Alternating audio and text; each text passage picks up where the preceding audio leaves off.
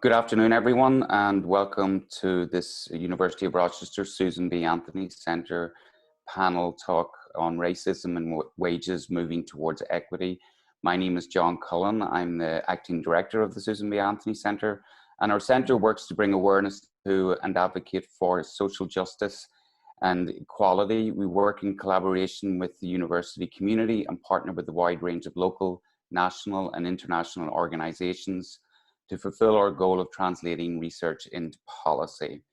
So as this webinar is being recorded, so only the panelists and the staff of the centre can have their cameras and mics on. You have the opportunity to submit comments and questions in chat, and the moderator will ask these questions at the end of the presentation. And before I introduce our moderator, I would like to read this land acknowledgement. So we would like to acknowledge, with respect, the Seneca Nation, known as the Great Hill People and the keepers of the western door of the Haudenosaunee Confederacy. We take this opportunity to thank the original caretakers on whose ancestral lands the University of Rochester now stands. It's now my distinct pleasure to introduce today's moderator, my dear colleague Karen Vitale, who is the Operations Director for the Population Health Branch at the CTSI and the Centre for Community Health and Prevention. And she recently celebrated 20 years at the University of Rochester. She has been involved in a number of labour, equity and social justice efforts. So with that, I will hand it over to Karen. Thank you, Karen. Thank you, John. I'm going to introduce our two speakers in a moment, but I'm actually going to ask John to share their full bios on screen while I give a few remarks to set the stage for today's talk. Here in Rochester, we have some of the highest concentrations of poverty sitting right beside some of the highest concentrations of wealth in the country. And those concentrations of poverty and wealth are racialized. You may have heard about the long-standing practices in Monroe County of redlining when it comes to housing. And redlining is, through technically legal means, a way of denying basic services and basic housing based on race, often through some sort of bureaucratic machinations.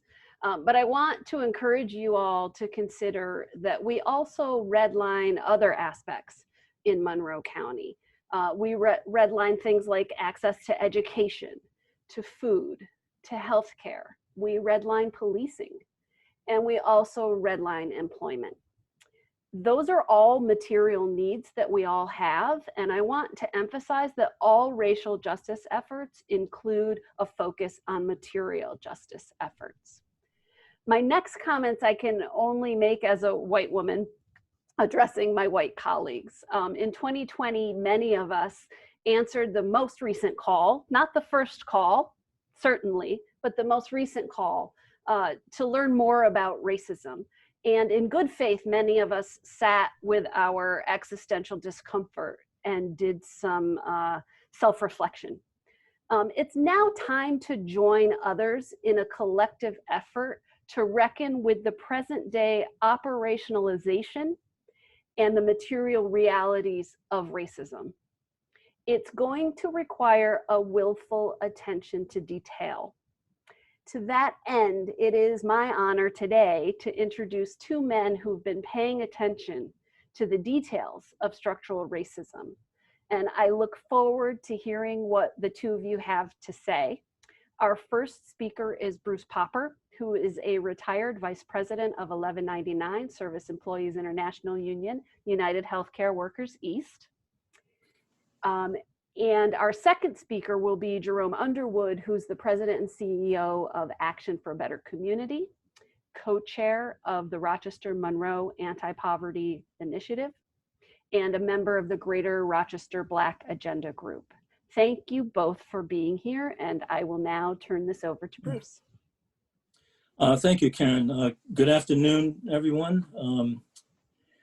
Let me start with a basic premise that structural racism is first and foremost rooted in the economics of the exploitation of labor.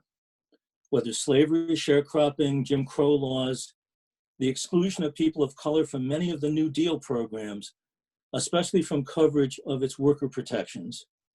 Structural racism is a caste system designed to keep workers of all races from uniting, and it is designed to maximize profit for small elites composed almost exclusively of white men. This premise has been proven over and over again throughout American history.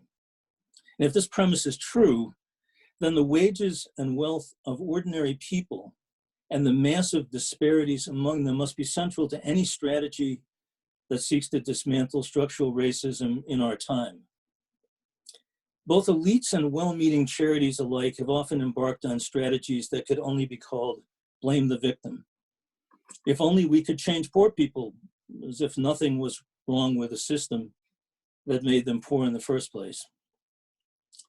In the 1980s, after destroying much of Britain's social safety net and many of the trade unions that resisted, with massive unemployment, Margaret Thatcher declared, "Poverty is a lack of character." Following the same game plan, her friend Ronald Reagan created the fictional image of the welfare queen, fat and happy while living off of multiple government handouts. The man who said, "Government is not the solution, government is the problem." Reagan sought to destroy the New Deal and the civil rights gains made in the post-World War II era. In response, Reverend Jesse Jackson said to the delegates of the 1988 Democratic National Convention, words that I believe ring true today. He said, "Most poor people are not lazy.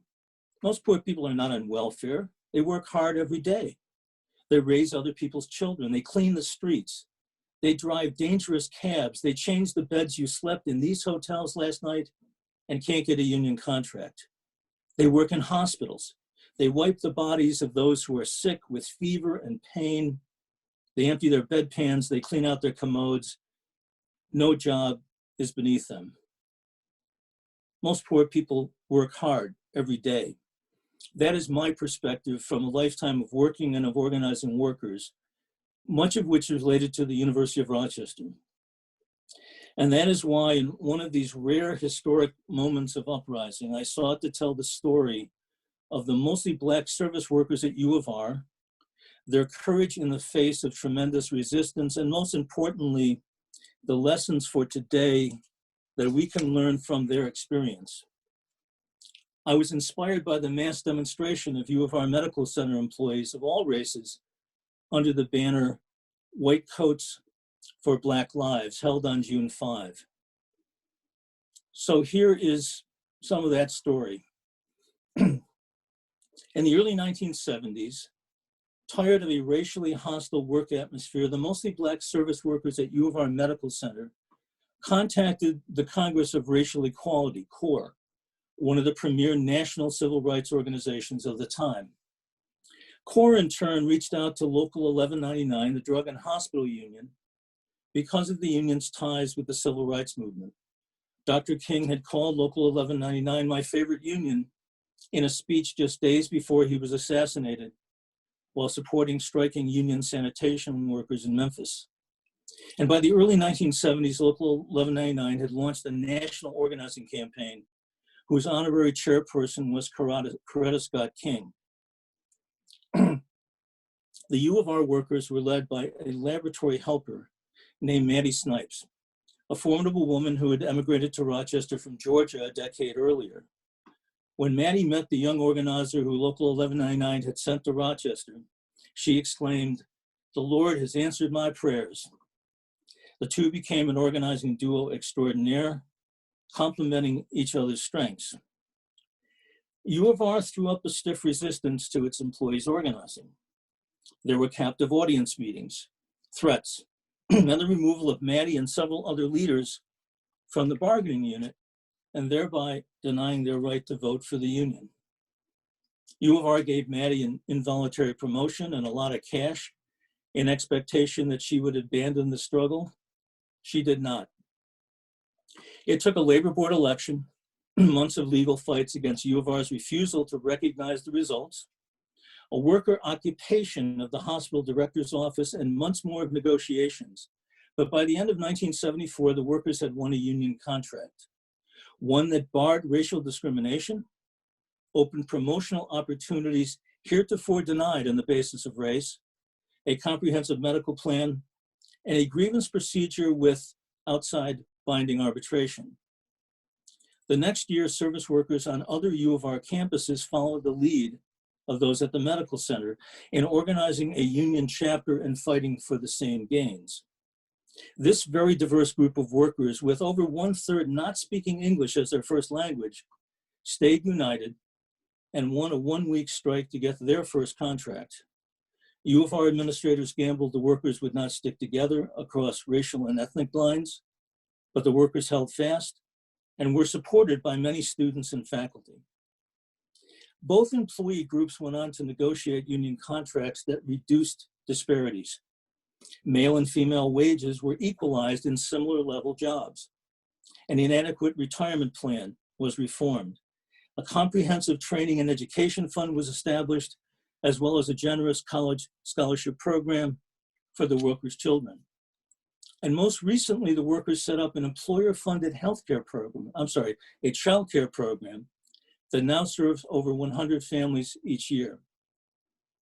Over several decades, the U of R service workers established what could only be described as a model employment program, especially for entry-level employees who are mostly people of color, and it's right here at U of R. But at every turn, the U of R fought the expansion of this model to other parts of its rapidly growing organization. U of R used every trick in the book, changing job titles, refusing to make jobs in new facilities union positions, intimidating workers who tried to expand the union to their workplaces, and even attempting to decertify the union as the legal representative of U of R employees. U of R joined a citywide committee that met monthly in what is now the Chamber of Commerce to coordinate the fight against Local 1199 and to make sure that the employment model established by U of R's mostly Black workers did not expand beyond its present boundaries. This containment policy largely worked. So as the healthcare employment exploded in the Rochester area, largely replacing in numbers the loss of manufacturing jobs, and as U of R became the region's largest employer, the issue of racial disparities based on wages and lack of promotional opportunities also expanded. Nowhere are these facts more clearly laid out than in the report, Wage Disparities in Monroe County by Race and Gender, jointly published in 2017 by the Mayor's Office of Innovation and Strategic Initiatives and the Rochester Monroe Anti-Poverty Initiative. We are now in a moment when the effects of structural racism have once again been laid bare by the exposure of police misconduct toward people of color and the disproportionate impact of COVID-19 upon them. We have all seen the videos of George Floyd and Daniel Prude, the latest chapters in the generation-long saga of bias policing. And as of mid-October, African Americans had died of COVID-19 at 2.6 times the rate of whites in Monroe County, and had been hospitalized at 4.75 times the rate of whites. Common Ground Health's recent study of the relationship of poverty to health status in our region was titled Overloaded, and it makes the clear connection between poverty and health. It has been and continues to be literally a matter of life and death. When poverty falls disproportionately on people of color, it is a dimension of structural racism. So the many well-meaning recent responses to racism through training and education, changing attitudes, and new policies will fall far short of real change if they do not also address the disparities in wages and benefits paid to low-wage workers, a huge proportion of which are workers of color and women. Real reform must address the exploitation of labor for maximizing profit and a structure of racial hierarchy set up to maintain it. The most recent successful efforts to increase wages have been the Fight for 15 and the Mario Cuomo Economic Justice Campaign, both funded in large part by Local 1199 and its parent, the Service Employees International Union. The latter raised the minimum wage across New York State for all workers, while the Fight for 15 will bring New York's workers in McDonald's and other fast food chains to a $15 minimum wage by next July. There are an estimated 10,000 such fast food workers in Monroe County alone. Most are adults, many of whom are supporting families on their income. The increase in their wages is having a positive impact on lowering poverty rates. A recent New York Times article was titled, "To Reduce Racial Inequality, Raise the Minimum Wage," and subtitled, "Diversity and Inclusion Programs for Elites Are Tokens. A large wage increase that would most benefit the Black working class is far better." The article was based on a massive new historical study by faculty at UC Berkeley. The minimum wage for non-fast food workers is currently $11.80 per hour. It will rise to $12.50 at the end of the year, with no further increases enacted. Workers affected by this scale include many essential workers, like childcare workers, home health aides, and many other medical personnel. And by the summer of next year, their minimum wage will be $2.50 less than a fast food worker. For a 40-hour employee, that's a difference of over $5,000 in base annual income. Our MAPI's work has shown that a self-sufficient wage is at least $18 an hour for a full-time local worker. United Way's estimate is even higher. We all know about Rochester's astronomical child poverty rate. The impact of a lifetime of lower wages and a lack of benefits on our elderly is equally profound. Racial disparities in wealth and savings are most stark among older adults. U of R is an employer, a major employer of low-wage workers. U of R is not just the medical center and the colleges where its union service workers are. It is a major home health service, 2 nursing homes, a large assisted living campus, 3 other hospitals, and a proliferation of outpatient urgent care and medical practices. As a multi-billion-dollar enterprise, the U of R is uniquely positioned to launch an effort to raise the wages of its lowest paid and thereby to reduce racial inequities in our community. As the region's largest employer, it could lead the way. It must first acknowledge its role in having created the race-based poverty of our city and county to begin with, and abandon those practices that are still in place today. The U of R is an institution with enormously competing themes. From the free market ideology of the Simon School to the progressive orientation of its public health programs, from its needs to raise money from wealthy donors to centers like Susan B. Anthony, which raise social concerns incompatible with the accumulation of vast fortunes.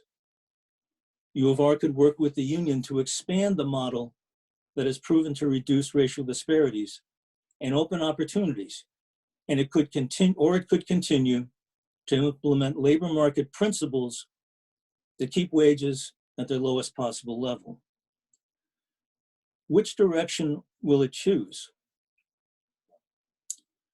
I echo the remarks of Reverend James Simmons, Jr. of Baber AME Church here in Rochester when he recently wrote in a pastoral statement, "Will these same white individuals and institutions address structural racism and enact laws and policies that value Black lives when the smoke and the dust is clear?" Only time and your active involvement will tell. Your active involvement. I wish to conclude with the words of President Nelson Mandela. Poverty is not an accident. Like slavery and apartheid, it is man-made and it can be removed by the actions of human beings. Thank you, and I'd like to turn it over to my colleague, Jerome Underwood. Good afternoon, everyone, and thank you, Bruce. Thank you, Karen, for giving it to Bruce to hand to me. Bruce ended on one of my favorite quotes from Nelson Mandela.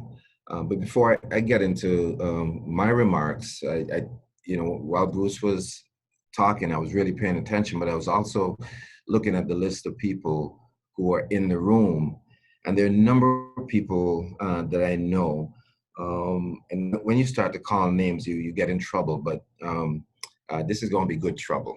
I want to acknowledge, my predecessor at ABC, James Norman. I don't know how many James Normans there are, but I know one James Norman who I've learned so much from in this work, the work to fight poverty. Again, so much so that I'm sitting in the chair, almost literally, that he sat in for 25 years. So I just wanted to acknowledge Mr. Norman. I want to also acknowledge all of the other people of color on this call. And I say that to say that I am positive that there's probably little that they're going to learn today in terms of something new.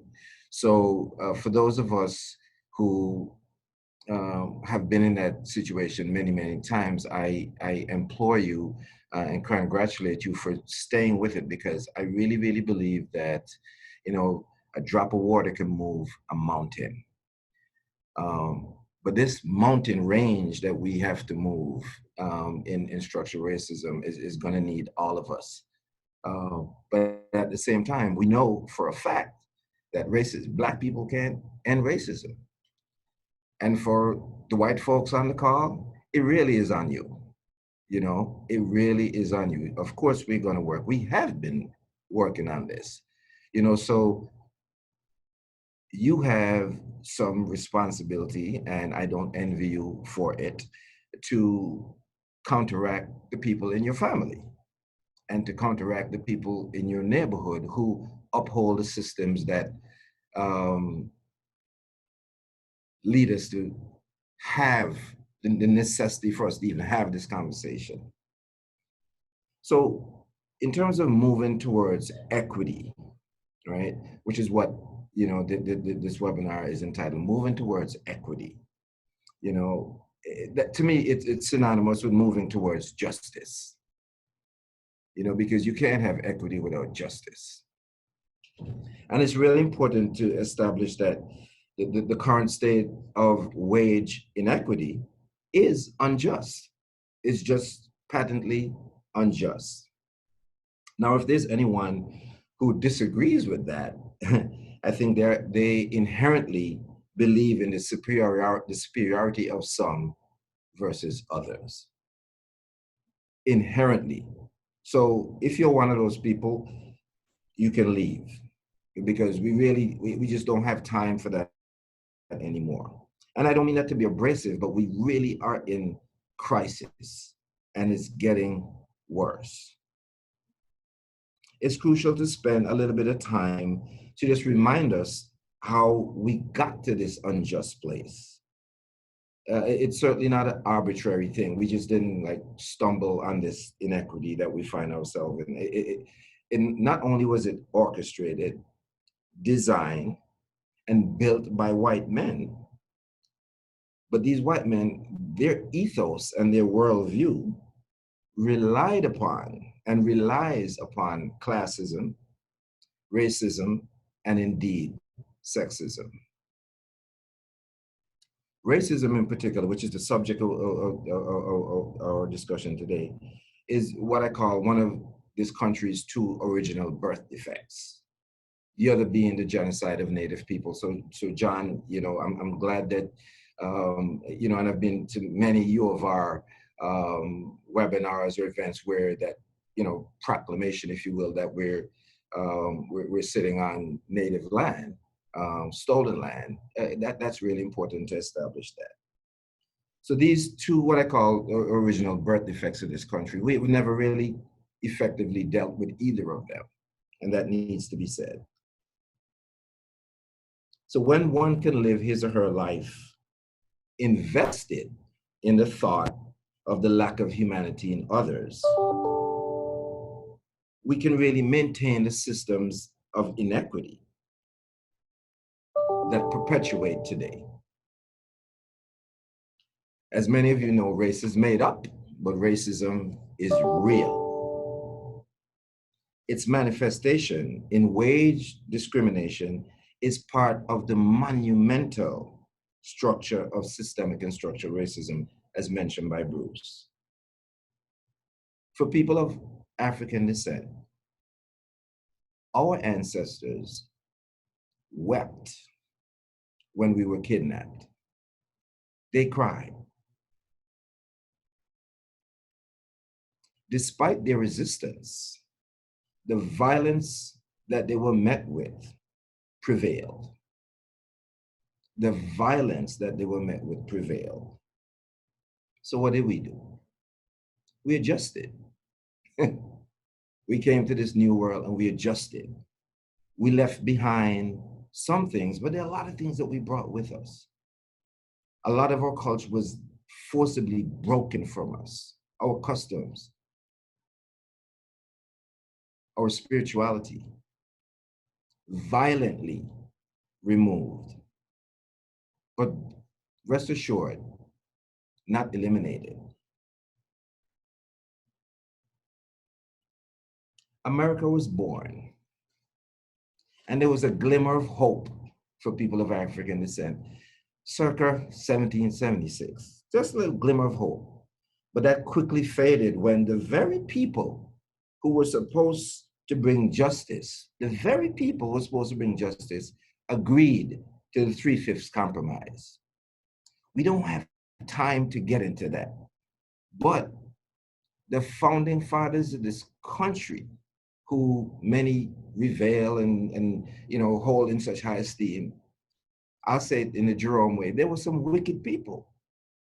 For them to agree in the 3/5 compromise was an act of violence in and of itself. When they agreed how Black people should be viewed and would be viewed. And so what happened after that? We adjusted. Again, we adjusted. And so it continued all the way to today. The injustice, the inequity, various policies, various laws were enacted to uphold the status quo. Practices across the board and across boards, like in boards of directors, maintain the psychological and the economic oppression that people of African descent find themselves in. So what did we do? We adjusted. But still, here they come. They who?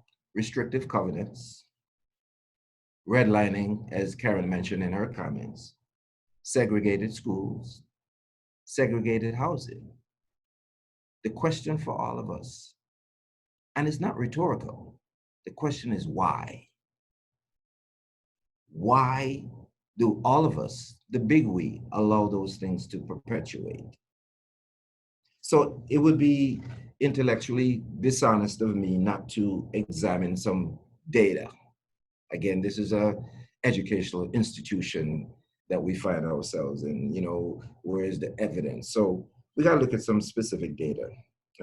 Many of you, I'm sure, are familiar with the Hard Facts report as published by the Community Foundation and ICE Rochester. It looks at race and ethnicity in our 9-county area. I'm not gonna go through the entire report, but I just wanna talk about key findings. And the key findings in that report indicate, again, no surprise to any Black person I know or Latino. The key findings indicate that the disparities that continue to exist impact families for generations. This is what I call yet more evidence, as we declared, racism is a public health crisis. Once again, racism is a public health crisis because these disparities, and again, Bruce mentioned the overloaded report. I'm also a board member of Common Ground Health. And the evidence as laid out in that report and others is that racism will kill you, period. And I'm talking about removing 8 years of people's life expectancy just to be born in the skin that I am. So we're talking about wages. So let's talk about employment in terms of data. Black people are 3 times likely to be unemployed versus our Caucasian colleagues. For our Latino brothers and sisters, that's 2.5 times. Again, why? Black people's incomes, and this is for the 9-county region, are 49% that of white people, 49%. Data. For our Latino brothers and sisters, they fare slightly better at 53%. Again, why is that? Poverty in the 9-county region is at 14%. However, in the city of Rochester, for Black people, that number is 39%. 14% in the region. The region is 82% Caucasian, 82%. In the city, our Latino brothers and sisters, their poverty rate is 43%. For whites, it's 25, not a small number.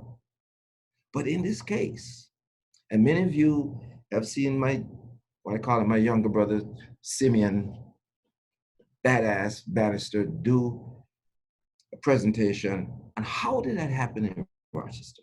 How did that happen? How did this small town, Silicon Valley of the East, how did poverty become so prevalent? And I submit to you that racism is the primary antecedent to that. Oftentimes, part of the narrative on why people of color don't excel is maybe we don't value education enough. Maybe we should apply ourselves a little more. Really? Here are some facts about that. At every single level of education, employment disparities exist. Let me put that another way. If a Black woman has a PhD and there's a white man with a PhD, he will out-earn her. Her wage is about 62% of his with all the education. So at every single level, and since I've been in this country now 35 years, I heard somebody from Texas say that comment about education, like, how did they say? That dog doesn't hunt, right? It doesn't make sense. At every level, there is systemic labor market discrimination, every level. Sticking with education, there's ample evidence that the entire system has failed to equitably educate people of color. Once again, schools are highly segregated. There's a lack of learning opportunities for people of color, lack of AP classes. They're predominantly white teachers in urban areas using curricula and practices that are void of any cultural relevance. All this leaving students ill-prepared for college and the work environment. And the cycle repeats itself. This is where we are, folks. This is our current state. Why don't we want justice for everybody? I work for an organization that we exist for one thing and one thing only, and it's to eradicate poverty. Not just for Black people, not just for Latino people, but for people in Monroe County. But I will tell you that every Black person, every person of color, every Latino will tell you that their primary burden is racism when it comes to being economically self-sufficient, or even socially, emotionally self-sufficient, as borne out by the overloaded report. I say that to say, we cannot program our way out of poverty. All the programs that ABC has and Ibero has and the Urban League has, we cannot program ourselves out of this. We're talking about the hearts and minds and the mentality of people who allow this to continue. So when we, and I say we referring to us in the Black agenda, when we talk about things like, well, we really need to talk about some really different things, such as residence requirements, such as commuter tax. People get nervous about that, but I think that's exactly the type of things that we'd like to do. So we're going to talk about solutions in a little bit, but wage discrimination, racial wage discrimination, you know, the foundation of it is in the foundation of this country. As my good friend Dr. DeGruy would say, the poison is in the cookies. And I'll leave it there. Karen, I'll hand it back to you. Thank you so much, Jerome. I know that we have on our internal agenda an effort to talk about solutions, and I'm not sure whether, Bruce, you want to begin with that, or Jerome, if you want to talk about that. We also do have a couple of questions that are in the chat that we will get to as well. So if you have a really defined way of talking about solutions, let's do that first. I think I first want to say about the moment. It's clear to me that, let me tell you a different way.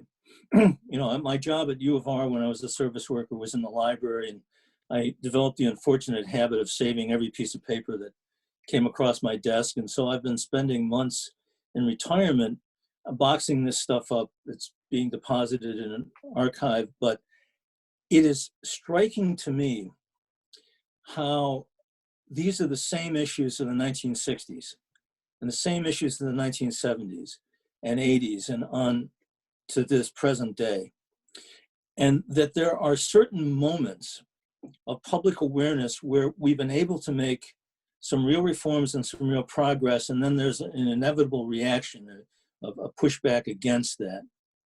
And I think we are in such a moment with the protests around policing and an awareness of the general public that something in this country is very, very wrong. We need to really move in this moment, like in previous moments, to make real progress, or we will be wasting an opportunity. Certainly the change in the White House will give us some ability to move in that direction. We can't rely on the new administration to do that, and certainly it's going to be an uphill odds to have a Senate that won't block everything. But at least it creates some space for us to organize around the principles of social and racial justice. And I think that the University of Rochester, as the largest employer, can have a very positive role, or it can keep doing what it's been doing. And I don't know, Jerome, if you want to talk about our MAPI's employer pledge. U of R has signed on to that, and so is Rochester Regional. It's a template for reducing disparity in wages and benefits. Sure. You know, real quickly, I mean, you said it, Bruce. The employer pledge by RMAPI is out there, and that amongst other things, are intended to have people change practices, right? Now, at the same time, it is changing. In Monroe County, numbers I looked at, um, about 45% people in Monroe County voted for a known racist. And I'm talking about the soon-to-be ex-president. That's real. So Yep.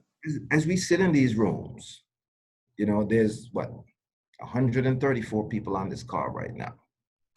I'm wondering, is it all of us are the only ones that said, okay, yeah, we got to do this? I don't think so. We have people who sitting next to us who may talk a good game, but when it comes to doing it, because the evidence shows how resilient, regardless of which government is in place, how resilient racism is. So for me, it's, who's next to me? Where's my circle of influence? As an example, any board that, and this is for everyone, you sit on, does the board specifically have any policies that say, we're going to be anti-racist and here's how we're going to do it, right? Specifically, is that on the agenda every meeting? No, knowing that this is a major, major, major problem, particularly for boards who say they service people, who are disenfranchised. And again, what we have seen is the primary antecedent to people's disenfranchisement is systemic and structural racism. Should that not be the number one, number two, number three agenda item? When we look internally at ourselves, including us as ABC, do we have any practices that have unintended consequences? What does our diversity look like? Diversity being table stakes. What does our board look like? There's so many organizations in Rochester and Monroe County, the human service organizations. What does the leadership look like? Does it reflect the people served? No, it doesn't have to be every single one. But I'll tell you, because I've looked at that, it doesn't look good. So we stay on that treadmill. So for me, I think it starts with, that man and the woman in the mirror. What am I doing specifically? And, Urban League, shout out to my colleagues at Urban League, the interrupt racism, I don't even know what to call it, lifestyle that we're on, is that this interruption that we're looking to do, it cannot be nice and comfortable for anybody. A good friend of mine, his tagline on his email says, in order to, comfort the afflicted, you must afflict the comfortable. So when people start getting really, really, put off, upset, and like, what's happening, then we know that we're something good is going to be happening. So I'm encouraging us to be even bolder and more aggressive intellectually. So that, we don't have riots. Because when people riot, again, riot is a form of communication, right? We need to spend our time on, well, why are the people rioting? So there's a lot of science behind that in serial force displacement and whatnot, but we have to get to people's individual and then thus collective action, as far as I'm concerned.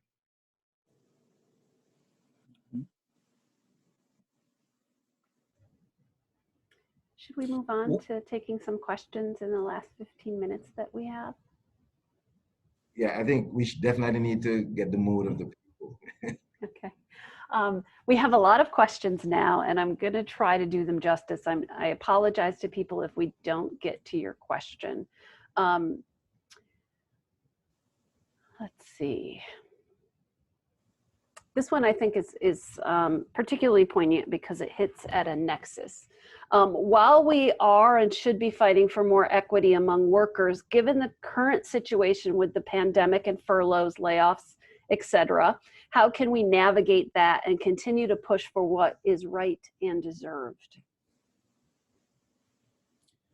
And that's a leadership question, because the pandemic is, we're all in uncharted waters, so to speak. So for me, it goes back to what is your ethos? What is your worldview? What is your decision-making matrix? How do you make decisions? And is your lens a lens of equity? Knowing that disparities already exist, is the decision that you're going to make in terms of layoffs or whatever, is it going to further exacerbate any disparity? I would think not, which some may call that, well, you're reallocating resources. Well, that's exactly what we have to do. Yeah. Because when, what, again, back to the quote that Bruce ended his remarks with, this was man-made, so we can unmake it, or we can make new things that are going to counter that. And yes, it must benefit some more than others, because that's how we got here in the first place. So the decisions that every leader has to make now, me included, with respect to how we're going to respond to the pandemic, I think should be made through an equity lens, and should be made through a lens of how do we, while in a pandemic, get justice for people who have been historically marginalized. Bruce, do you have anything you'd like to add?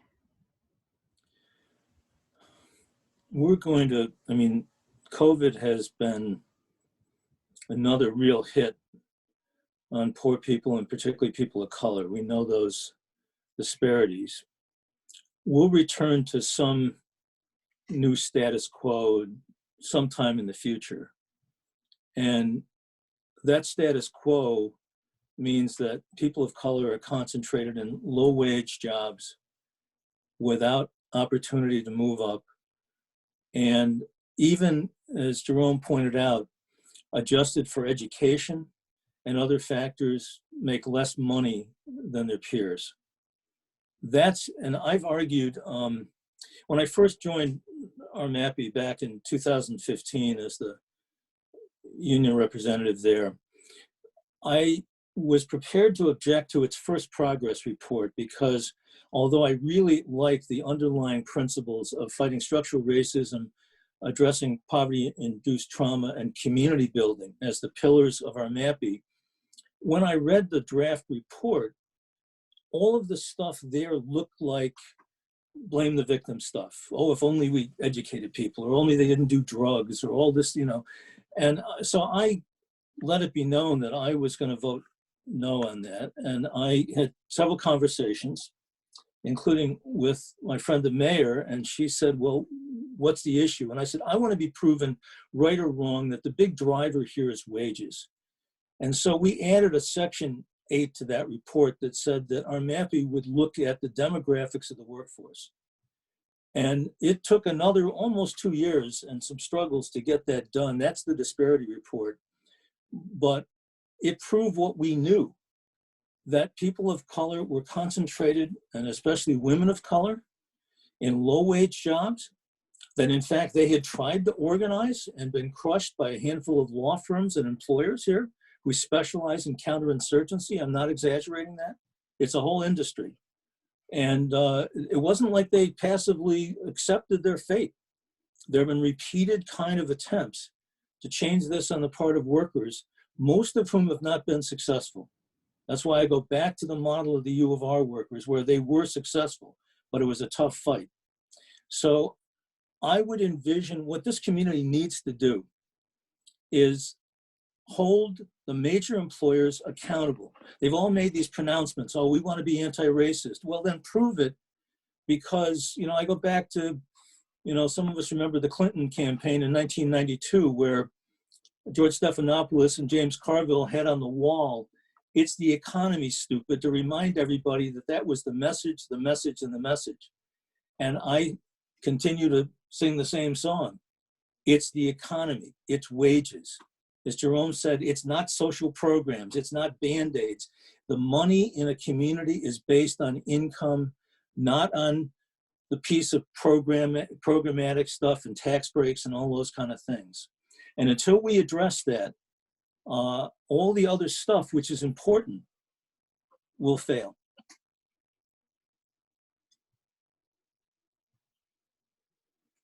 Thank you. I'm going to bring up another question. Other than those people with a direct impact on hiring, how can those of us that work to help Black, Indigenous, people of color become better candidates for employment overcome the racial hurdles that impact hiring and self-sufficient wages? So if we're not in a direct position to do the hiring and determine the wages, what can we do? Everybody's in a direct position. You know, everybody can do something. And if I'm not mistaken, part of the question was, how can we help people be better candidates? So I have an issue with that part of the question because we have fantastic candidates. Yeah. They just get rejected at a higher rate than everybody else because of the systemic nature of racism. So everybody can do something. If you're not working in HR, walk into HR and say, but what does our EEO data look like? You know, why, that question, why? Why, you know, we are an organization serving largely people of color, but yet we don't see anybody of people of color in the management level. Why is that? Or the middle management level? Why is that? Do we have something, you know, so everybody can do that? You know, so that, I think, again, getting back to the hearts and minds of people, which is the hardest thing to do. You know, and I wanted to comment something quickly. Bruce mentioned like attorneys working on keeping people's wages low. And for the attorneys on the call, I mean, I would like that attorney, him or her, or if you're their cousin, tell them to take a good look into their soul. Right? To say, if that's what my work is, like, I feel good when I do that. It's like, I often wonder, somebody that makes bombs, what's a good day for them? You know, I made a nuclear bomb today, yay. You know, we won a case to keep wages down, yay, really? That's why I talk about ethos and worldview. You know, if your life is somehow enlarged by keeping other people small, that's where we are. That's what racism does.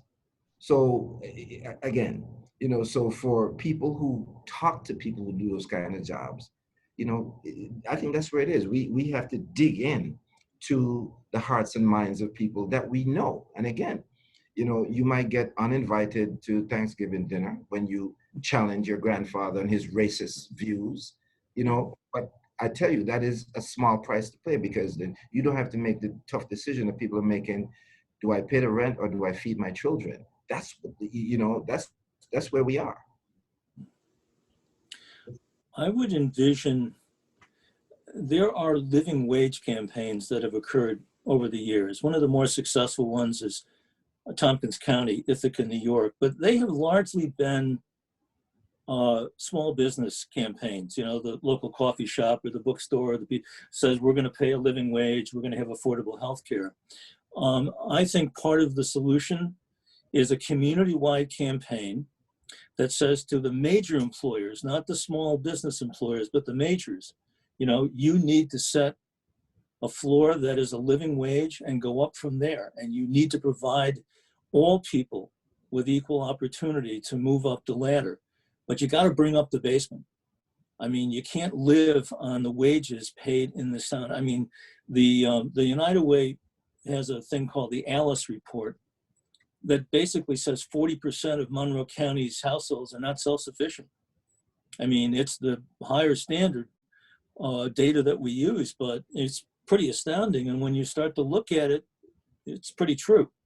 So we need to again, hold the major employers accountable. I don't think that we are going to see any legislative further action, although the change in the New York State Senate may give an opportunity. We got left behind on the $15 stuff in upstate. We end up at $12.50, not 15, and even 15, according to our work at RMAPI, is not self-sufficient in Monroe County. But it's a good slogan, it's a good rallying point, and we've used it nationwide. But I think as far as what people can do, I think it's our obligation to do a community-wide campaign, talk to the major employers, and call them out on this. Karen, I want to add that when we talk about systemic stuff, all right, there are federal laws that say, you know, one should not discriminate based on age, race, whatnot. I think we need to discriminate. Here's what I mean. Imagine there was a company, pick a company, that says, okay, for the next 6 months, we're only going to hire Black and Latino people. No, there's a whole lot of people that would have a problem with that, because that would be what? Against the what? Law. Right? And then using that law, we can say, look, no, we can't do that. That's exactly what needs to happen if we're talking about justice and equity, because we are out of balance. So in terms of changing the laws, right, rather than having a program. Now, again, we run lots of programs and they are helping people. But when we're talking about transformative stuff, right? Because when, in the 1930s, they said, okay, we're going to do FHA loans and they're only for these people, right? So if, we say now, and we're suggesting this, that you enact a commuter tax for the city of Rochester, 4%. And, our numbers, you say, that could bring the city of Rochester about $120 million. But we want to put a lockbox around that $120 million and say that is specifically to be used for the economic development of Black and brown people, period. Right? Now, we think that's sort of systemic change. So it's, we have as a number of Black people I know on this call would say, the system is working perfectly. We have to break it and design something new. And we certainly don't have all the answers, but we have to change the direction. And I forget who the philosopher said, an object, going in one direction, it has to meet an object going in the other direction with force. Yeah. So to change it. And, as my friend Dr. Hawkins would say, we have to interrupt it. We have to be real aggressive and not really worry about whose feelings are going to get hurt. Yep. We have 2 minutes left. I'm just going to throw out a question that you guys may not be in a position to directly answer because you're not leadership at the University of Rochester, but it has generated a lot of comments in the chat. And it was the first question that was asked. As we fight poverty with a focus on the U of R, it seems the greatest equalizing power within reach is Medicare for all. Does the U of R systemically promote or hinder universal health care, and how? So you guys may not be able to answer the second part of that question directly, although you may have an opinion on it, which we would welcome. But can you say a little bit about Medicare for all's potential for equalizing, being an equalizing force? Well, it's certainly the right answer, but is it achievable politically at this moment? No. I've been a single payer advocate since the 90s. It's the right answer, but practically speaking, no. I think that we can address some of this. When I talked about the worker model at the U of R, those workers don't pay any premium for a very good comprehensive health plan, because we decided it was better for people's standard of living to invest in healthcare than it was in taxable wages, because a worker, by the time you're done with $1 on an employer budget, the worker gets between 70 and 75 cents of spendable income because of taxes. If you put the same dollar into healthcare or retirement security or something like that, you get 95 cents on the dollar if your plan is a good administrative plan. So you would be surprised at what the non-union folks at the U of R, particularly those of low wages, have to pay for their health insurance for an inferior plan to the one provided that was negotiated by the union members. That's one place to start. I'm certainly hopeful that we get a public option into Medicare. I think that's the bridgeway. The more people we can move into public programs like that, the closer we are to Medicare for all. The other thing is really lowering the age of Medicare eligibility. That's the biggest, hypocrisy of the employers and the chambers of commerce. The biggest expense for any health plan are the oldest people in the plan, and all you had to do to reduce the cost of healthcare for an employer is offload people over 60 or people over 55. You'd have massive savings on the premium cost, but ideologically they don't want to do that. So they support business organizations that oppose the expansion of Medicare, and it really is hypocritical. So, you know, someday, if I live that long, I'd love to see Medicare for all. I think that's going to be a real tough lift right now. Bruce, I'll add to that quickly because I know we're short of time. It's not only hypocritical, it's unethical.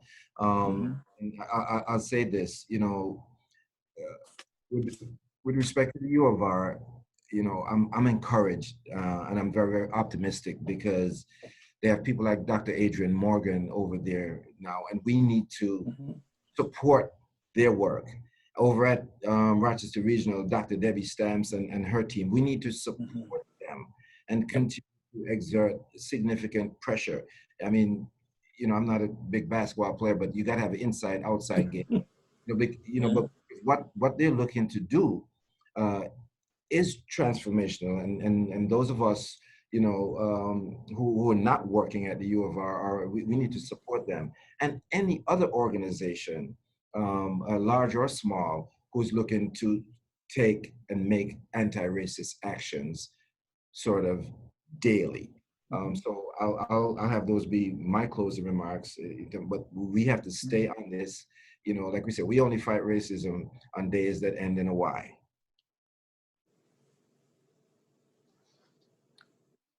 Perfect. Thank you very much, everyone. So for those who are not here at the start of the panel, my name is John Cullen. I'm the Acting Director of the Susan B. Anthony Center at the University of Rochester, and we're very excited to host this event. I'd like to take the opportunity to thank you all for joining us for this great dialogue, and I urge you all to keep these discussions going beyond this meeting. As Bruce mentioned earlier, we're in the moment, so I think it's important to continue these dialogue in spaces where we maybe haven't had these discussions before.